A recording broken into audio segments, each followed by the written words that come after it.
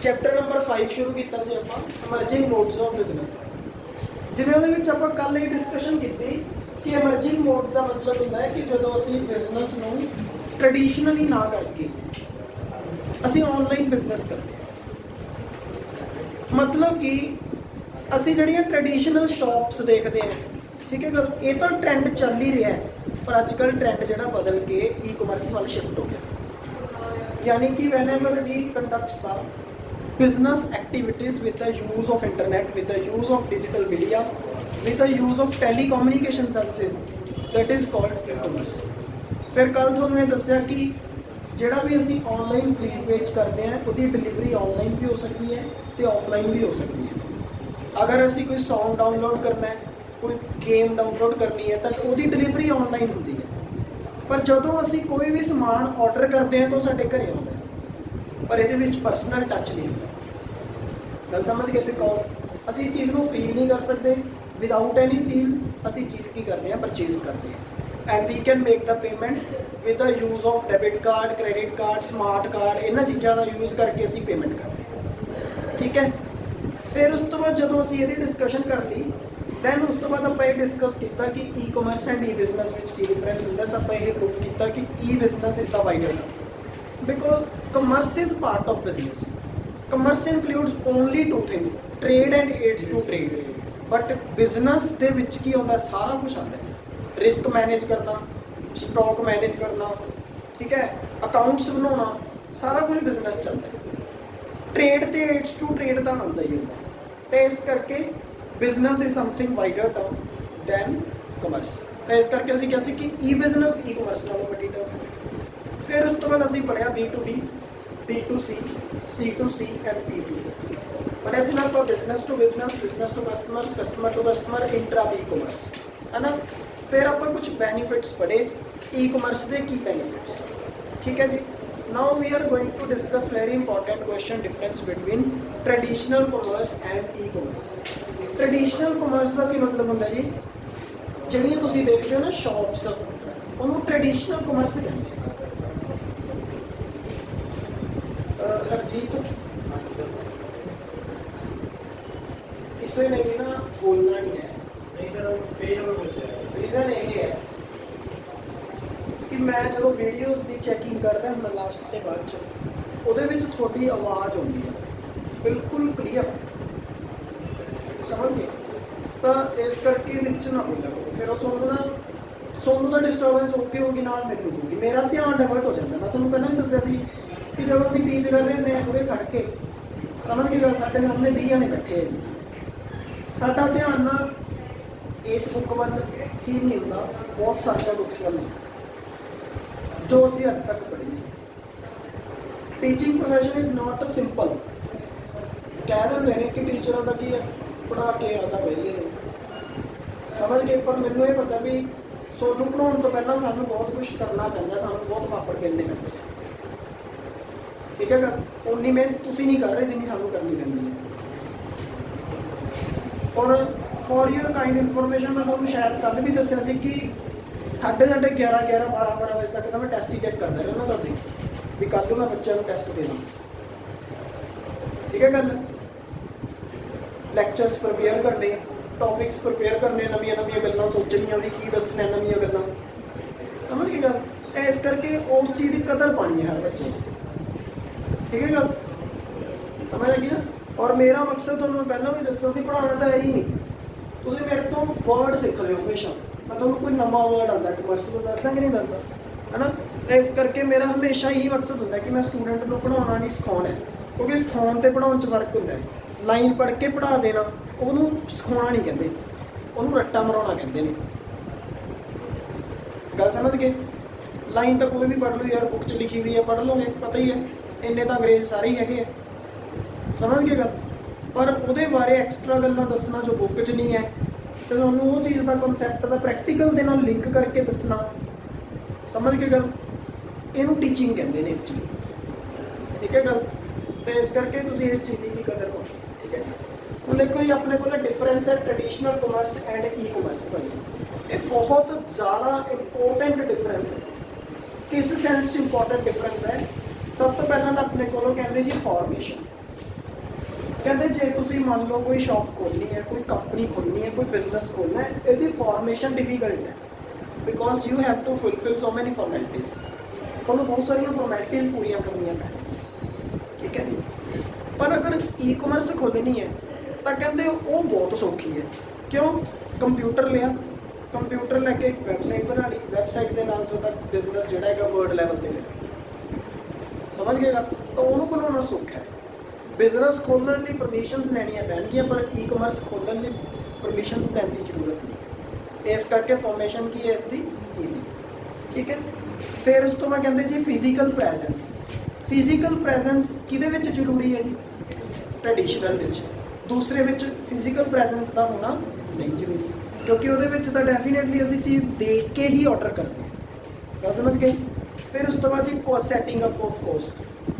ਜਦੋਂ ਅਸੀਂ ਕੋਈ ਬਿਜ਼ਨਸ ਸੈਟਅਪ ਕਰਨਾ ਹੈ, ਬਿਜ਼ਨਸ ਸੈਟਅਪ ਕਰਨ ਦੇ ਲਈ ਕੋਸਟ ਜ਼ਿਆਦਾ ਕੀ 'ਚ ਹੈ?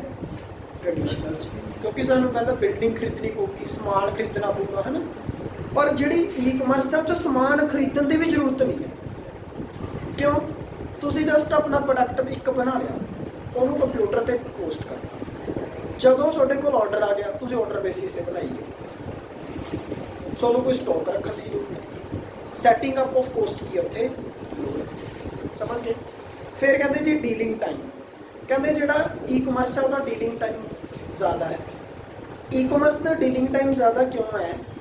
ਰੀਜ਼ਨ ਇਹ ਹੈ ਜੀ ਕਿਉਂਕਿ ਈ ਕਮਰਸ ਦੇ ਕੇਸ ਟ੍ਰੈਡੀਸ਼ਨਲ ਕਮਰਸ ਦੇ ਕੇਸ 'ਚ ਡੀਲਿੰਗ ਟਾਈਮ ਜ਼ਿਆਦਾ ਹੈ। ਕਿਉਂਕਿ ਤੁਸੀਂ ਪਹਿਲਾਂ ਕੀ ਕਰੋਗੇ? ਟਰੈਵਲਿੰਗ ਕਰੋਗੇ, ਟਰੈਵਲਿੰਗ ਕਰਕੇ ਤੁਸੀਂ ਜਾਓਗੇ ਬਾਜ਼ਾਰ 'ਚ, ਸ਼ਾਪਸ 'ਤੇ ਧੱਕੇ ਖਾਓਗੇ, ਫੇਰ ਚੀਜ਼ ਮਿਲੇਗੀ, ਹੈ ਨਾ। ਇੱਕ ਸ਼ਾਪ 'ਚ ਗਏ, ਫਿਰ ਵੜ ਗਏ, ਉੱਥੇ ਨਿਕਲ ਗਏ, ਉੱਥੇ ਵੜ ਗਏ, ਹੈ ਨਾ। ਉੱਥੇ ਡੀਲਿੰਗ ਟਾਈਮ ਜ਼ਿਆਦਾ ਹੈ, ਠੀਕ ਹੈ। ਚੈੱਕ ਕਰੋਗੇ ਫਿਜ਼ੀਕਲੀ ਕਿਸੇ ਚੀਜ਼ ਨੂੰ, ਹੈ ਨਾ। ਪਰ ਉੱਥੇ ਕੀ ਹੈ? ਇਨਫੋਰਮੇਸ਼ਨ ਪੜ੍ਹੀ, ਕੰਪੈਰੀਜ਼ਨ ਕੀਤਾ, ਘਰੇ ਬੈਠ ਕੇ ਵਿਦਆਊਟ ਐਨੀ ਟਰੈਵਲਿੰਗ, ਆਸਾਨੀ ਦੇ ਨਾਲ ਤੇ ਘੱਟ ਸਮੇਂ ਦੇ ਵਿੱਚ ਕੀ ਹੋ ਜਾਂਦੀ ਹੈ ਸਾਡੀ ਡੀਲਿੰਗ। ਸਮਝ ਕੇ ਗੱਲ ਤਾਂ ਇਸ ਕਰਕੇ ਡੀਲਿੰਗ ਟਾਈਮ ਕੀ ਉੱਥੇ ਲੋ ਹੈ, ਘੱਟ ਹੈ। ਉਸ ਤੋਂ ਬਾਅਦ ਅਸੀਂ ਕਹਿੰਦੇ ਲੈਂਥ ਆਫ ਬਿਜ਼ਨਸ ਸਾਈਕਲ।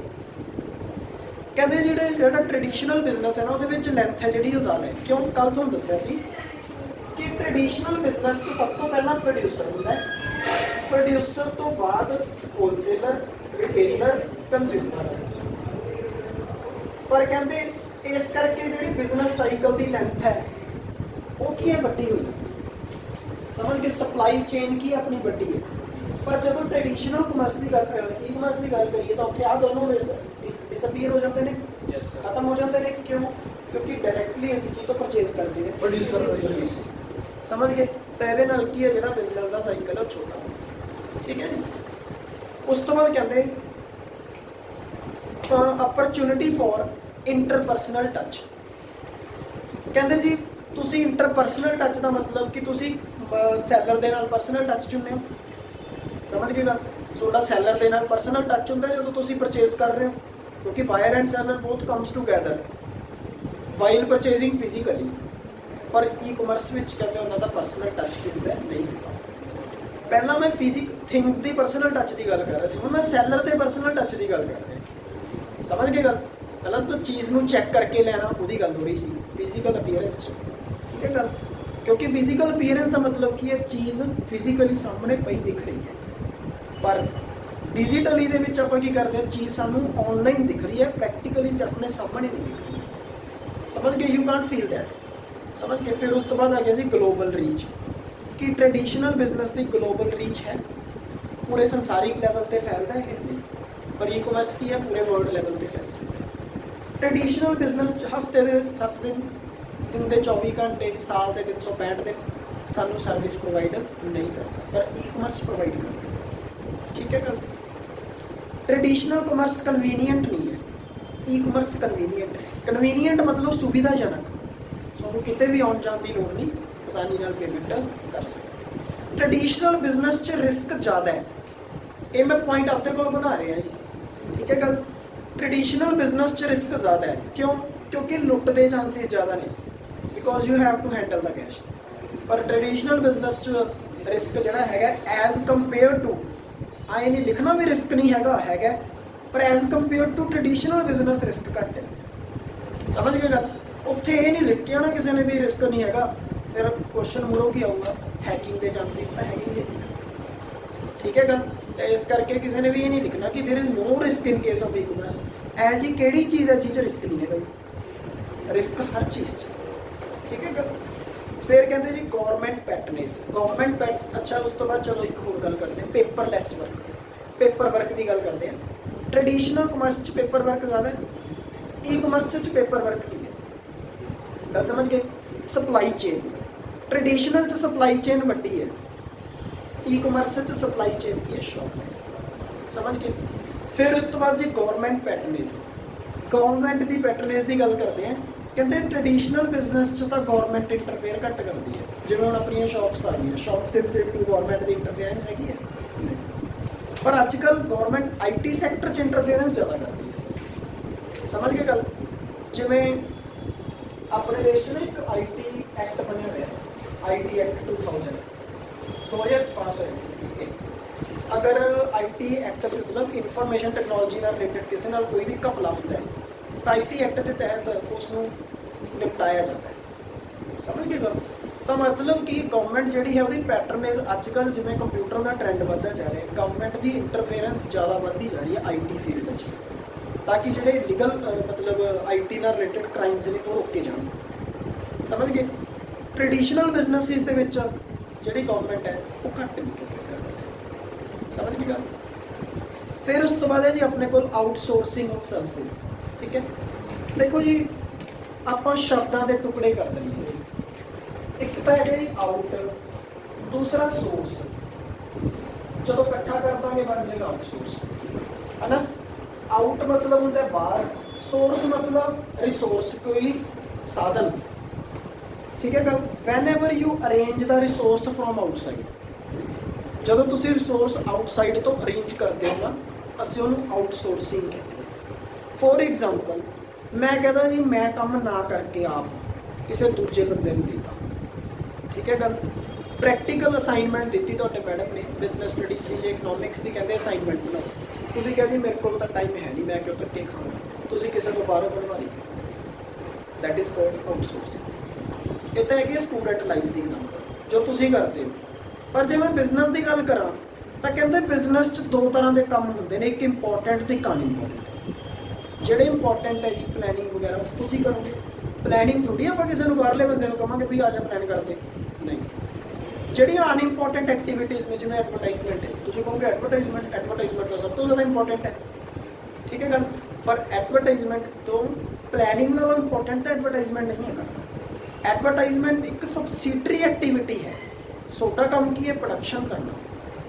ਤੁਸੀਂ ਚਾਹੁੰਦੇ ਹੋ ਕਿ ਅਸੀਂ ਆਪਣੀ ਪ੍ਰੋਡਕਸ਼ਨ 'ਤੇ ਫੋਕਸ ਕਰੀਏ, ਤਾਂ ਤੁਸੀਂ ਐਡਵਰਟਾਈਜ਼ਮੈਂਟ ਦਾ ਕੰਮ ਆਪ ਨਾ ਕਰਕੇ ਕਿਸੇ ਦੂਸਰੀ ਇਹੋ ਜਿਹੀ ਕੰਪਨੀ ਨੂੰ ਕੰਮ ਸੌਂਪਤਾ ਜਿਹੜੀ ਕਿ ਉਸ ਕੰਮ ਵਿੱਚ ਐਕਸਪਰਟ ਹੈ, ਜਿਹੜੀ ਉਸ ਕੰਮ ਨੂੰ ਕਰਦੀ ਹੈ, ਯੂਜ਼ੂਲੀ ਕੰਮ ਕਰਦੀ ਹੈ। ਬਹੁਤ ਸਾਰੇ ਲੋਕ ਉਹਨਾਂ ਕੋਲ ਐਡਵਰਟਾਈਜ਼ਮੈਂਟ ਦੇ ਕੇ ਜਾਂਦੇ ਨੇ, ਉਹਨਾਂ ਨੇ ਤੁਹਾਡੀ ਐਡਵਰਟਾਈਜ਼ਮੈਂਟ ਤਿਆਰ ਕੀਤੀ ਔਰ ਉਹਨਾਂ ਨੇ ਤੁਹਾਡੀ ਐਡਵਰਟਾਈਜ਼ਮੈਂਟ ਪੋਸਟ ਕਰਵਾ ਦਿੱਤੀ, ਜਿਹਦੇ ਨਾਲ ਤੁਹਾਡਾ ਪ੍ਰੋਡਕਟ ਕੀ ਹੋ ਗਿਆ, ਪ੍ਰਮੋਟ ਹੋ ਗਿਆ। ਹੁਣ ਤੁਸੀਂ ਉਹ ਕੰਮ ਆਪ ਨਾ ਕਰਕੇ ਕਿਸੇ ਦੂਸਰੇ ਨੂੰ ਦਿੱਤਾ, that services is called the outsourcing. ਗੱਲ ਸਮਝ ਕੇ। ਉਸ ਸਰਵਿਸਿਜ਼ ਨੂੰ ਕੀ ਕਹਿੰਦੇ ਨੇ, ਆਊਟਸੋਰਸਿੰਗ। ਪੇਪਰ ਦੇ ਵਿੱਚ ਆਊਟਸੋਰਸਿੰਗ ਵਰਡ ਆਵੇ ਨਾ ਆਵੇ, ਪਰ BPO ਜ਼ਰੂਰ ਆ ਜਾਊਗਾ। BPO ਹੁੰਦਾ ਬਿਜ਼ਨਸ ਪ੍ਰੋਸੈਸ ਆਊਟਸੋਰਸਿੰਗ। ਗੱਲ ਸਮਝ ਕੇ। ਫੁੱਲ ਫਾਰਮ ਬਹੁਤ ਵਾਰੀ ਪੇਪਰ 'ਚ ਆਈ ਹੈ ਜੀ BPO, ਨੋਟ ਓਨਲੀ ਇਨ +1 ਐਗਜ਼ਾਮਸ। ਕੰਪੀਟੀਟਿਵ ਐਗਜ਼ਾਮ 'ਚ BPO ਦੀ ਫੁੱਲ ਫਾਰਮ ਲੱਖ ਵਾਰੀ ਆ ਗਈ। ਕੰਪੀਟੀਟਿਵ ਐਗਜ਼ਾਮ ਸਮਝਦੇ ਹੋ ਤੁਸੀਂ, ਜਿਹੜੇ ਜੌਬ ਲੈਣ ਲਈ ਐਗਜ਼ਾਮਸ ਹੁੰਦੇ ਨੇ, ਉਹਨਾਂ 'ਚ ਬਹੁਤ ਵਾਰੀ ਪੇਪਰ 'ਚ ਆ ਗਿਆ ਇਹ BPO। ਇੱਕ ਨਾ ਬਿਜਲੀ ਬੋਰਡ ਮਹਿਕਮਾ ਆਪਣਾ PSPCL, ਉਹਦੇ RA ਦੇ ਐਗਜ਼ਾਮ 'ਚ ਪੇਪਰ 'ਚ ਕੁਐਸਚਨ ਆਇਆ ਸੀ, ਕਰ ਲਓ। RA ਪਤਾ ਹੈ B ਗ੍ਰੇਡ ਪੋਸਟ ਹੈ, ਲੱਗਦੇ ਬੰਦੇ ਦੀ 40,000 ਰੁਪਏ ਸੈਲਰੀ, ਉਹ 'ਚ ਕੁਐਸਚਨ ਆਇਆ ਸੀ ਇਹ BPO ਦੀ ਫੁੱਲ ਫਾਰਮ। ਠੀਕ ਹੈ ਗੱਲ। GST ਦੀ ਫੁੱਲ ਫਾਰਮ, ਇਹੋ ਜਿਹੇ ਕੁਐਸਚਨ ਹੁੰਦੇ ਨੇ ਜੀ। ਇਸ ਕਰਕੇ BPO ਕੀ ਹੈ, ਬਿਜ਼ਨਸ ਪ੍ਰੋਸੈਸ ਆਊਟਸੋਰਸ। ਕਲੀਅਰ ਹੈ ਸਾਡੇ। ਉਸ ਤੋਂ ਬਾਅਦ ਅਸੀਂ ਨੈਕਸਟ ਸਾਡੇ ਕੋਲ ਗੱਲ ਕਰਦੇ ਹਾਂ ਜੀ ਆਪਾਂ meaning of outsourcing services or BPO। ਇਹ ਤਾਂ ਆਪਾਂ ਪੜ੍ਹ ਹੀ ਲਿਆ। ਨੇਚਰ ਤੇ ਆ ਜਾਓ। ਕਹਿੰਦੇ nature of outsourcing of services or BPO, ਕਹਿੰਦੇ availability of services outside the organisation. First point ਕੀ ਹੈ, availability of services outside the organisation. ਗੱਲ ਸਮਝ ਗਏ? ਸਰਵਿਸਿਜ਼ ਨੂੰ ਆਰਗੇਨਾਈਜੇਸ਼ਨ ਦੇ ਬਾਹਰੋਂ ਅਰੇਂਜ ਕਰਨਾ, ਦੈਟ ਇਜ਼ ਕਾਲਡ BPO। ਇਹ ਤਾਂ ਆਪਾਂ ਪਹਿਲਾਂ ਵੀ ਕਰ ਹੀ ਲਿਆ, ਉਹਨਾਂ ਨੇ ਹੁਣੇ ਫੀਚਰ 'ਚ ਲਿਖਤਾ ਉਹਦੀ। ਫਿਰ ਕਹਿੰਦੇ ਜੀ ਸਪੈਸ਼ਲਾਈਜ਼ਡ ਸਰਵਿਸਿਜ਼। ਹੁਣ ਜਿਹੜੀ ਐਡਵਰਟਾਈਜ਼ਮੈਂਟ ਏਜੰਸੀ ਤੋਂ ਤੁਸੀਂ ਆਪਣੀ ਐਡਵਰਟਾਈਜ਼ਮੈਂਟ ਤਿਆਰ ਕਰਵਾ ਰਹੇ ਹੋ, ਉਹਨਾਂ ਦਾ ਕੰਮ ਹੀ ਉਹੀ ਹੈ, ਤਾਂ ਦੇ ਵਿਲ ਐਕਸਪਰਟ ਕਿ ਮੈਨੇ ਕਿਵੇਂ ਕਸਟਮਰ ਨੂੰ ਅਟਰੈਕਟ ਕਰਨਾ ਹੈ। ਗੱਲ ਸਮਝ ਗਏ? ਫਿਰ ਇਸ ਤੋਂ ਬਾਅਦ ਚੀਪਰ ਸੋਰਸ ਆਫ ਸਰਵਿਸਿਜ਼। ਕਹਿੰਦੇ ਜੀ ਦੇਖੋ, ਹੁਣ ਐਡਵਰਟਾਈਜ਼ਮੈਂਟ ਏਜੰਸੀ ਹੈ ਜਿਹੜੀ ਕਿ ਐਡਵਰਟਾਈਜ਼ਮੈਂਟ ਕਰਦੀ ਹੈ, ਠੀਕ ਹੈ। ਹੁਣ ਦੇਖੋ, ਤੁਸੀਂ ਸਾਰੀਆਂ ਫਰਮਾਂ ਨੇ ਆਪਣਾ ਐਡਵਰਟਾਈਜ਼ਮੈਂਟ ਦਾ ਕੰਮ ਇਹਨਾਂ ਨੂੰ ਦਿੱਤਾ, ਠੀਕ ਹੈ। ਇਹਨਾਂ ਨੇ ਇਨਫਰਾਸਟ੍ਰਕਚਰ ਤਾਂ ਇੱਕ ਵਾਰੀ ਤਿਆਰ ਕਰਨਾ ਸੀ।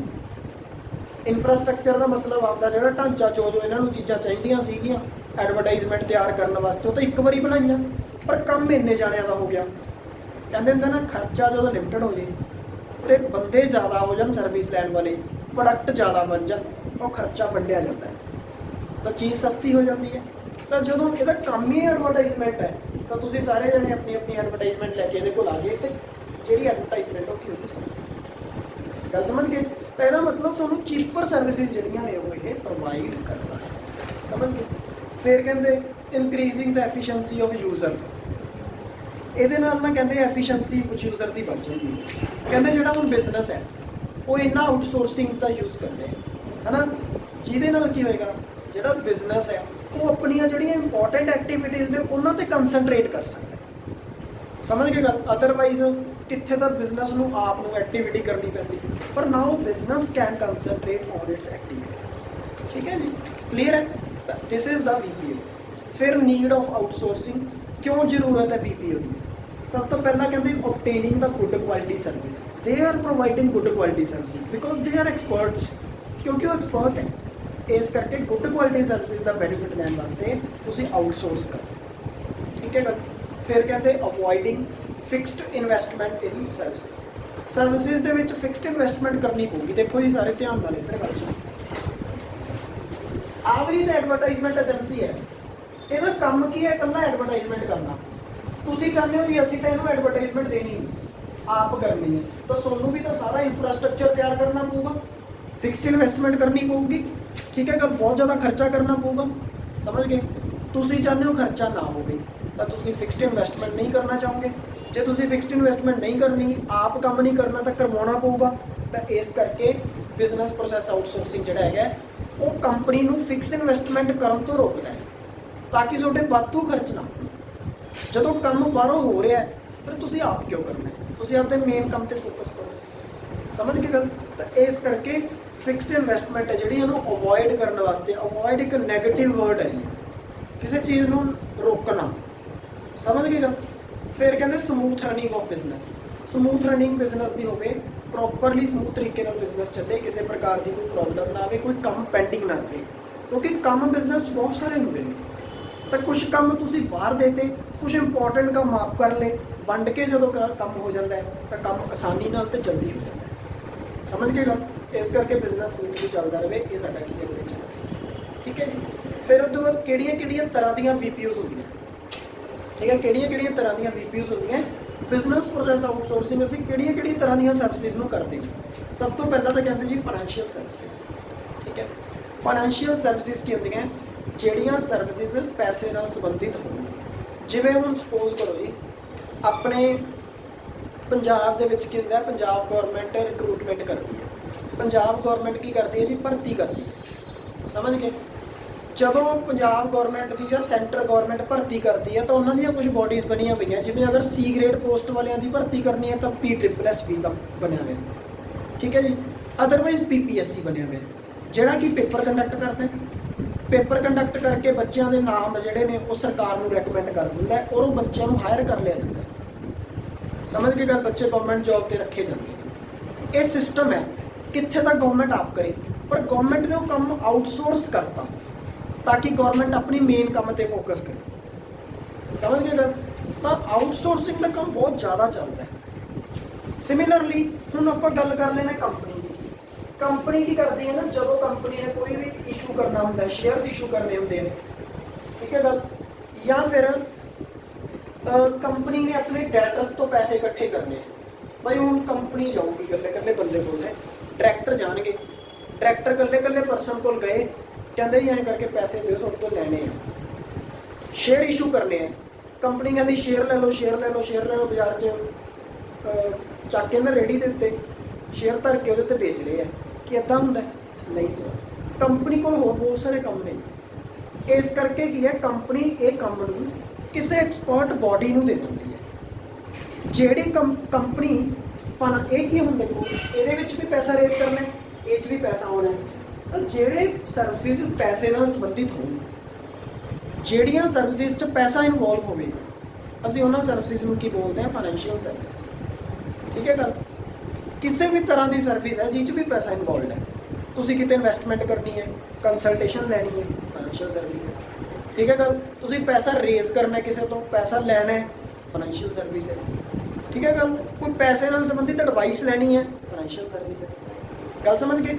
ਹੁਣ ਤੁਸੀਂ ਦੇਖੋ, ਅਗਰ ਤਾਂ ਤੁਸੀਂ ਇਸ਼ੂ ਕਰਵਾਉਣਾ ਹੈ, ਜੇ ਤੁਸੀਂ ਇਸ਼ੂ ਕਰਵਾਉਣਾ ਹੈ, ਮਤਲਬ ਮੰਨ ਲਓ ਤੁਸੀਂ ਪ੍ਰੋਸਪੈਕਟਸ ਇਸ਼ੂ ਕਰਨਾ, ਤੁਹਾਨੂੰ ਤਾਂ ਪਤਾ ਨਾ ਸਭ ਨੂੰ ਪ੍ਰੋਸਪੈਕਟਸ ਕੀ ਹੁੰਦਾ। ਪ੍ਰੋਸਪੈਕਟਸ ਕੀ ਹੁੰਦਾ, ਜਦੋਂ ਆਪਾਂ ਕੰਪਨੀ ਦੇ ਵਿੱਚ ਕੀ ਸ਼ੇਅਰ ਇਸ਼ੂ ਕਰਨੇ ਹੁੰਦੇ ਨੇ, ਪਬਲਿਕ ਕੰਪਨੀ ਨੇ, ਤਾਂ ਕੰਪਨੀ ਇੱਕ ਡਾਕੂਮੈਂਟ ਇਸ਼ੂ ਕਰਦੀ ਹੈ, ਉਹਨੂੰ ਪ੍ਰੋਸਪੈਕਟਸ ਕਹਿੰਦੇ ਨੇ, ਹੈ ਨਾ, ਜਿਸ 'ਚ ਸਾਰੀ ਜਾਣਕਾਰੀ ਹੁੰਦੀ ਹੈ।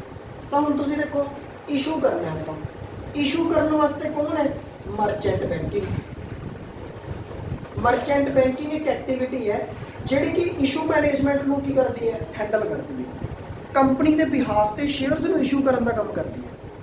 ਜਿਹੜੀ ਫੈਕਟਰਿੰਗ ਹੈ ਉਹ ਡੈਟਰਸ ਤੋਂ ਪੈਸਾ ਇਕੱਠਾ ਕਰਨ ਦਾ ਕੰਮ ਕਰਦੀ ਹੈ, ਜਿਹਨੂੰ ਕ੍ਰੈਡਿਟ ਮੈਨੇਜਮੈਂਟ ਕਹਿੰਦੇ ਨੇ। ਠੀਕ ਹੈ ਗੱਲ। ਕੀ ਕਹਿੰਦੇ ਨੇ, ਕ੍ਰੈਡਿਟ ਮੈਨੇਜਮੈਂਟ। ਤਾਂ ਤੁਸੀਂ ਫੈਕਟਰਿੰਗ ਤੇ ਜਿਹੜੀ ਮਰਚੈਂਟ ਬੈਂਕਿੰਗ ਲਿਖਿਆ, ਉਹ 'ਚ ਸਿਰਫ ਇੱਕ ਲਾਈਨ ਹੀ ਲਿਖਣੀ ਹੈ, ਇਹ ਅੱਗੇ ਕੁਝ ਨਹੀਂ ਕਰਨਾ। ਕੀ ਲਿਖਣਾ ਹੈ ਕਿ ਮਰਚੈਂਟ ਬੈਂਕਿੰਗ ਜਿਹੜੀ ਹੈ that handles the issue management, ਔਰ ਜਿਹੜੀ ਫੈਕਟਰਿੰਗ ਹੈ that handles the credit management. ਗੱਲ ਸਮਝ ਗਏ। ਠੀਕ ਹੈ।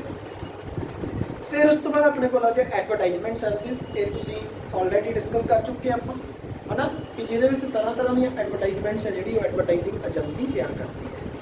ਫਿਰ ਉਸ ਤੋਂ ਬਾਅਦ ਆਪਣੇ ਕੋਲ ਆ ਗਿਆ ਕੋਰੀਅਰ ਸਰਵਿਸਿਜ਼।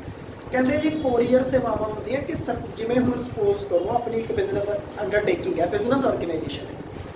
ਹੁਣ ਦੇਖੋ ਜੀ, ਜਿਹੜੀ ਉਹ ਬਿਜ਼ਨਸ ਅੰਡਰਟੇਕਿੰਗ ਹੈ ਜਾਂ ਬਿਜ਼ਨਸ ਆਰਗੇਨਾਈਜੇਸ਼ਨ ਹੈ, ਐਕਚੁਅਲ ਦੇ ਵਿੱਚ ਉਹ ਬਿਜ਼ਨਸ ਅੰਡਰਟੇਕਿੰਗ ਕੀ ਭਈ ਹੁਣ ਪੱਤਰ ਵਿਹਾਰ ਦੇ ਉੱਤੇ ਫੋਕਸ ਕਰੀ ਚੱਲੂਗੀ?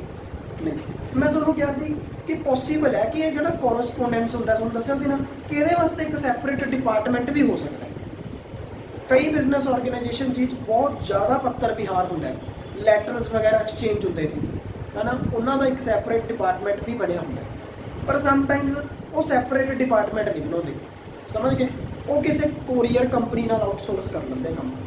ਕੋਰੀਅਰ ਕੰਪਨੀ ਵਾਲਿਆਂ ਨੂੰ, ਜਿਵੇਂ ਸਪੋਜ਼ ਕਰੋ, ਜਾਂ ਤਾਂ ਕੰਪਨੀ ਦਾ ਇੱਕ ਬੰਦਾ ਜਾ ਕੇ ਕੋਰੀਅਰ ਵਾਲਿਆਂ ਨੂੰ ਸਾਰੇ ਲੈਟਰ ਫੜਾਇਆ ਹੋਵੇ, ਜਾਂ ਫਿਰ ਉਹ ਫੋਨ ਕਰ ਦਿੰਦੇ ਨੇ, ਕੋਰੀਅਰ ਵਾਲਾ ਬੰਦਾ ਆਪ ਆ ਕੇ ਲੈ ਜਾਂਦਾ, ਔਰ ਸਾਰੇ ਦੇ ਸਾਰੇ ਕੰਪਨੀ ਦੇ ਜਿਹੜੇ ਪੱਤਰ ਨੇ ਉਹ ਸਾਰੇ ਦੇ ਸਾਰੇ ਕੀ ਕਰ ਦਿੰਦਾ, ਪੋਸਟ ਕਰ ਦਿੰਦਾ। ਸਮਝ ਕੇ ਗੱਲ ਕਲੀਅਰ ਹੋ ਗਿਆ।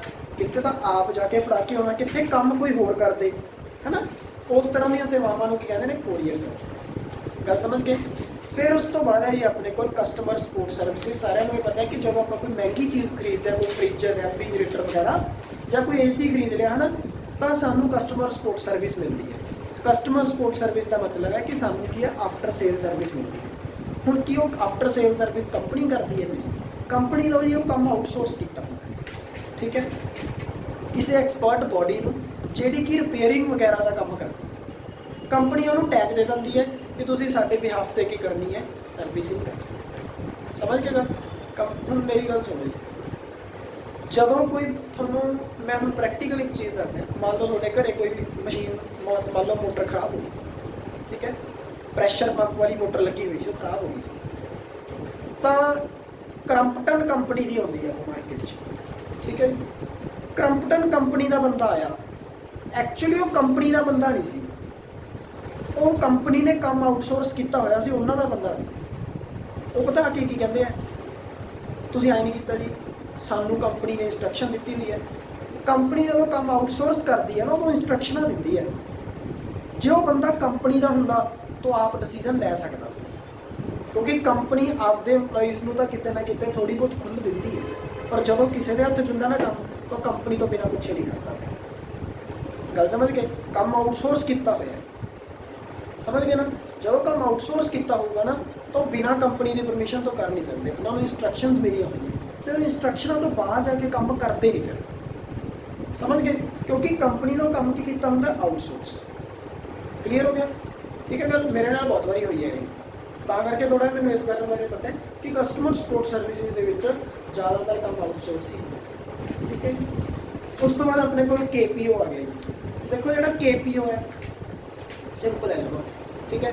ਐਕਚੁਅਲੀ ਮੈਂ KPO ਦਾ ਜਸਟ ਅੱਜ ਮੀਨਿੰਗ ਕਰਾਣਾ, ਨੀਡ, ਇੰਡੀਅਨ ਫੀਚਰਸ ਵਗੈਰਾ ਸਾਰੀਆਂ ਕੱਲ੍ਹ ਨੂੰ ਕਰਾਂਗੇ ਆਪਾਂ, ਤੇ ਨਾਲ ਤੁਹਾਨੂੰ ਮੈਂ 2 ਟੌਪਿਕ ਕੱਲ੍ਹ ਨੂੰ ਲਿਖਵਾਉਂਗਾ ਸਾਰਿਆਂ ਨੂੰ, ਜਾਂ ਉਹ ਮੇਰੇ ਕੋਲ ਹੋਰ ਬੁੱਕਸ ਪਈਆਂ ਮੈਂ ਉਹ 'ਚੋਂ PDF ਬਣਾ ਕੇ ਭੇਜੂਗਾ ਤੁਹਾਨੂੰ ਅੱਜ, ਕਿਉਂਕਿ ਉਹ ਟੌਪਿਕ ਬੁੱਕ 'ਚ ਹੈ। ਉਹ ਟੌਪਿਕ ਤੇ ਜਿਹੜਾ ਆਹ ਟੌਪਿਕ ਹੈ ਇਹ ਆਪਾਂ ਕੰਪਲੀਟ ਕਰਾਂਗੇ ਤੇ ਚੈਪਟਰ ਆਪਣਾ ਕੱਲ੍ਹ ਨੂੰ ਕੰਪਲੀਟ ਹੋ ਜਾਏਗਾ। ਠੀਕ ਹੈ। 3 ਦਿਨਾਂ ਦਾ ਚੈਪਟਰ ਸੀ। ਉਸ ਤੋਂ ਬਾਅਦ I want to give you one information to all of you ਕਿ ਅੱਜ ਹੈਗੀ ਹੈ ਜੀ 20 ਤਰੀਕ, ਕੱਲ੍ਹ ਨੂੰ ਹੋਊਗਾ ਜੀ ਚੈਪਟਰ ਪੂਰਾ, ਪਰਸੋਂ ਤੁਹਾਡਾ ਟੈਸਟ ਹੈ ਜੀ, 23 ਤਰੀਕ ਨੂੰ ਸੰਡੇ ਹੈ, 24-25 ਤਰੀਕ ਦੀ ਤੁਹਾਨੂੰ ਛੁੱਟੀ ਹੈ ਬਿਕੋਜ਼ ਆਫ ਦੀਵਾਲੀ। ਠੀਕ ਹੈ, ਫੈਸਟੀਵਲ ਆਫ ਲਾਈਟਸ। ਉਸ ਤੋਂ ਬਾਅਦ 26 ਨੂੰ ਤੁਹਾਡੀ ਦੁਬਾਰਾ ਕਲਾਸ ਲੱਗੂਗੀ। 26 ਨੂੰ ਤੁਹਾਡਾ ਕੋਈ ਟੈਸਟ ਨਹੀਂ, ਆਈ ਥਿੰਕ ਤੁਹਾਡੀ ਕਲਾਸ ਦਾ ਕੋਈ ਟੈਸਟ ਨਹੀਂ ਹੈ। 31 ਦਾ ਉਸ ਤੋਂ ਬਾਅਦ ਤਾਂ 26 ਨੂੰ ਤੁਹਾਡੀ ਸਾਰਿਆਂ ਦੀ ਪਹਿਲਾਂ ਇੱਕ ਕਲਾਸ ਲੱਗੂਗੀ 26 ਨੂੰ। 27 ਤਾਰੀਖ ਨੂੰ ਤੁਹਾਡੀ ਇੱਕ ਡਿਬੇਟ ਹੈ ਜੀ ਸਾਰੀ ਕਲਾਸ ਦੀ। ਡਿਬੇਟ ਵਿੱਚ 3 ਬੱਚਿਆਂ ਦੇ ਗਰੁੱਪ ਬਣਨਗੇ। All of you are like I think 15 to 16 student ਹੋ ਤੁਸੀਂ ਕਲਾਸ 'ਚ। ਤੁਹਾਡੇ 5 ਗਰੁੱਪ ਬਣਨਗੇ। 5 ਗਰੁੱਪਸ ਨੂੰ ਟੌਪਿਕ ਮਿਲੂਗਾ। ਉਹ ਟੌਪਿਕ ਜਿਹੜਾ ਹੈਗਾ ਤੁਸੀਂ ਪ੍ਰਪੇਅਰ ਕਰਨਾ ਹੈ। ਪ੍ਰਪੇਅਰ ਕਿਵੇਂ ਕਰਨਾ ਹੈ? ਟੌਪਿਕ ਹੈ ਜੀ ਸੋਸ਼ਲ ਰਿਸਪੌਂਸਿਬਿਲਿਟੀ। ਠੀਕ ਹੈ। ਕਹਿੰਦੇ ਬਿਜ਼ਨਸ ਹੈ ਨਾ ਜਿਹੜਾ, ਉਹ ਸੋਸਾਇਟੀ ਦਾ ਪਾਰਟ ਹੈ, ਇਸ ਕਰਕੇ ਉਹਦੀ ਇੱਕ ਰਿਸਪੌਂਸਿਬਿਲਿਟੀ ਬਣਦੀ ਹੈ ਸੋਸਾਇਟੀ ਦੇ ਪ੍ਰਤੀ। ਗੱਲ ਸਮਝ ਗਏ? ਤਾਂ ਕੁਝ ਬੱਚੇ ਇਹ ਕਹਿਣਗੇ ਵੀ ਬਿਜ਼ਨਸ ਨੂੰ ਆਪਣੀ ਐਕਟੀਵਿਟੀਜ਼ ਤੇ ਫੋਕਸ ਕਰਨਾ ਚਾਹੀਦਾ ਹੈ, ਸੋਸ਼ਲ ਰਿਸਪੌਂਸਿਬਿਲਿਟੀ ਅੰਡਰਟੇਕ ਨਹੀਂ ਕਰਨੀ ਚਾਹੀਦੀ। ਕਿਉਂ? ਕਿਉਂਕਿ ਉਹਦੇ ਨਾਲ ਧਿਆਨ ਡਾਇਵਰਟ ਹੁੰਦਾ। ਕੁਛ ਤਾਂ ਇਹ ਕਹਿਣਗੇ ਸੋਸ਼ਲ ਰਿਸਪੌਂਸਿਬਿਲਿਟੀ ਦੇ ਅਗੇਂਸਟ ਬੋਲਣਗੇ। ਸਮਝ ਗਏ? ਕੁਝ ਬੰਦੇ ਸੋਸ਼ਲ ਰਿਸਪੌਂਸਿਬਿਲਿਟੀ ਦੇ ਫੇਵਰ 'ਚ ਬੋਲਣਗੇ। ਅਗੇਂਸਟ ਐਂਡ ਫੇਵਰ ਵਾਲਾ ਪੁਆਇੰਟ ਹੈ ਜੀ। ਸਮਝ ਗਏ ਗੱਲ? ਇਹਦੇ ਵਾਸਤੇ ਸਰਫਿੰਗ ਕਰੋ, ਨੈਟ ਸਰਫਿੰਗ ਕਰੋ, ਬਹੁਤ ਕੁਝ ਮਿਲੂਗਾ ਨੈਟ ਤੋਂ। ਤੇ ਕਿਸੇ ਵੀ ਬੱਚੇ ਨੇ ਚੁੱਪ ਨਹੀਂ ਰਹਿਣਾ, ਪੂਰੀ ਬਹਿਸ ਕਰਨੀ ਹੈ ਚੰਗੀ ਤਰ੍ਹਾਂ। ਸਮਝ ਕੇ ਗੱਲ? ਤੇ ਵਿਚਾਲੇ ਮੈਂ ਹੋਊਗਾ, ਲੜਨ ਮੈਡੀਸਨ ਦਿੰਦਾ ਨਹੀਂ। ਠੀਕ ਹੈ ਗੱਲ? ਲੜਾਈ ਨਹੀਂ ਕਰਨੀ, ਪਰ ਇਹਦੇ ਨਾਲ ਤੁਹਾਡੇ ਵਿੱਚ ਕੀ ਸਕਿੱਲਸ ਇੰਪਰੂਵ ਹੋਣਗੀਆਂ ਬੋਲਣ ਦੀ, ਕਿ ਤੁਸੀਂ 10 ਬੰਦਿਆਂ ਸਾਹਮਣੇ ਬੋਲ ਸਕਦੇ ਹੋ। ਠੀਕ ਹੈ ਗੱਲ? ਸਮਝ ਆ ਗਈ? ਫਿਰ ਕਿਸੇ ਦੇ ਨਾਲ ਆਪਾਂ ਕੈਮਰੇ ਸਾਹਮਣੇ ਖੜ ਕੇ, ਜਿਵੇਂ ਉਸ ਬੱਚੇ ਨੇ ਨੂਮੈਰੀਕਲ ਸੋਲਵ ਕਰਕੇ ਦਿਖਾਇਆ ਸੀਗਾ ਆਪਾਂ ਨੂੰ ਕਲਾਸ 'ਚ, ਸਿਮਿਲਰਲੀ ਸਾਰਿਆਂ ਵਿੱਚੋਂ ਕਿਸੇ ਨਾ ਕਿਸੇ ਬੱਚੇ ਦੀ ਵਾਰੀ ਆਊਗੀ ਜੋ ਕਿ ਇੱਥੇ ਖੜ ਕੇ ਸਮਝਾਊਗਾ ਟੌਪਿਕ, ਤਾਂ ਕਿ ਤੁਹਾਡੇ 'ਚ ਟੀਚਿੰਗ ਸਕਿੱਲਸ ਵੀ ਆਉਣ। ਤੁਸੀਂ 10 ਬੰਦਿਆਂ ਸਾਹਮਣੇ ਖੜ ਕੇ ਲੈਕਚਰ ਦੇ ਸਕਦੇ ਹੋ, ਇਹ ਸਕਿੱਲਸ ਵੀ ਆਉਣ, ਪ੍ਰੈਜ਼ੈਂਟ ਕਰ ਸਕਦੇ ਹੋ, ਇਹ ਵਾਲੀਆਂ ਸਕਿੱਲਸ ਵੀ ਇਨਕਲਕੇਟ। ਸਮਝ ਕੇ ਗੱਲ? KPO ਚਲੋ ਕਰ ਹੀ ਕਰਨਾ। ਠੀਕ ਹੈ ਸਰ, ਪਰ ਸਰ